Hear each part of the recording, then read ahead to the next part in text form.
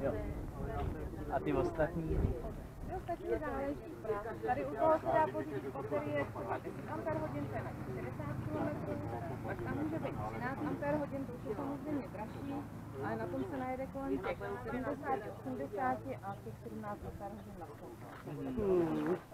Jo, pak jsou vlastně, jako je tamhleto kolo, mají dojezd až 150 km. Takže záleží na baterce. Záleží ceny tady jsou jakoby s tím, co tam teď je. Tak, s tím, co teď momentálně je. Samozřejmě jsou i dražší kola, lepší kola, ale tohle je spíš zaměřené na jo, tam jsou potom vlastně tenhle ten elektron, to černý, vlastně dělá se Vůbec. Hlavně je to dobře vidět v trávě. tak, jo.